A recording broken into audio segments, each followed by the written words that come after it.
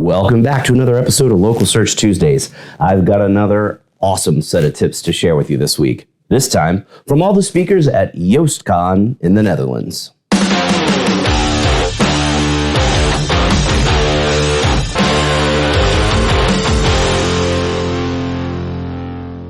I was lucky enough to get invited to speak at YoastCon last month.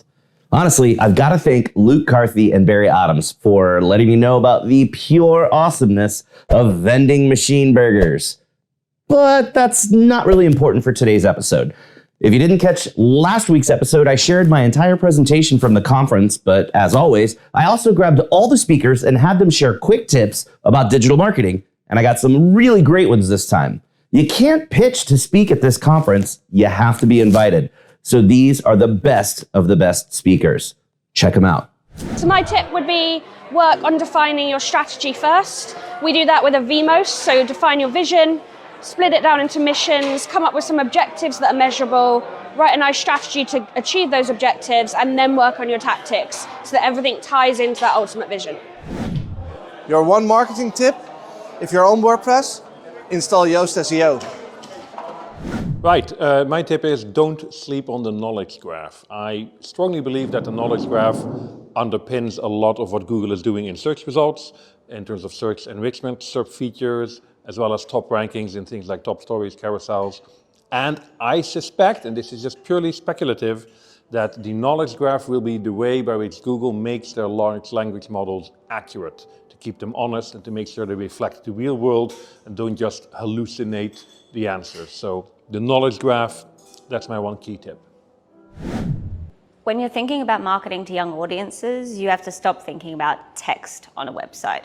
They're going to want to consume the content in many different forms. So as an SEO, you do need to be thinking about vertical video. You need to be thinking about audio, so podcasts. You need to be thinking about tweets because they are something that gets indexed a lot by Google in various circumstances. And you have to start thinking about Google Discover, especially, because that is essentially Google's social network. What are you doing to talk to your audience there?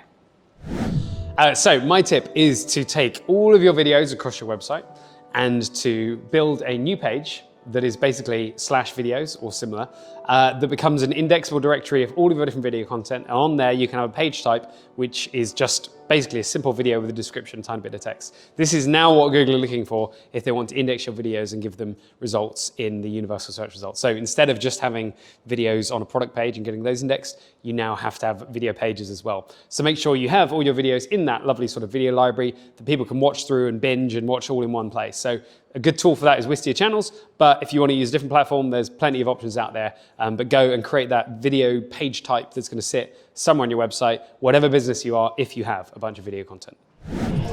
A quick tip if you're running NPS surveys, don't ask people so much what they like about you, but what they dislike about you. So if you're doing NPS, be sure to always ask a right follow-up question and tailor that follow-up question to the score that people give you. So if people give you a very low score, you should actually start your follow-up question with an apology, because they gave you a 1 or a 2. That's not good news. Maybe you should say something like, "We're sorry to hear that. Can you tell us what went wrong?" If they give you like a middling score, you can say, "Thank you. Can you tell us what we need to do to improve?" If somebody gives you a 9, you say, "Wow, that's great to hear. Please tell us the one thing we need to do to make it perfect for you." And if people give you a 10, ask them the one thing that stood out for them the most. That way, you can sort of pick your way across different types of feedback from people who have different experience from you to make your product or your service even better.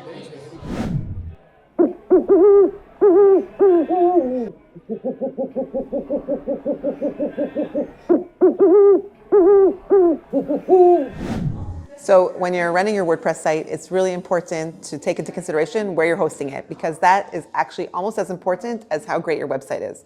Using good, high quality hosting for your site means that it will be fast, performance, scalable, and secure. And all of those things are things that you want to make sure that your site is doing the best that it can for you.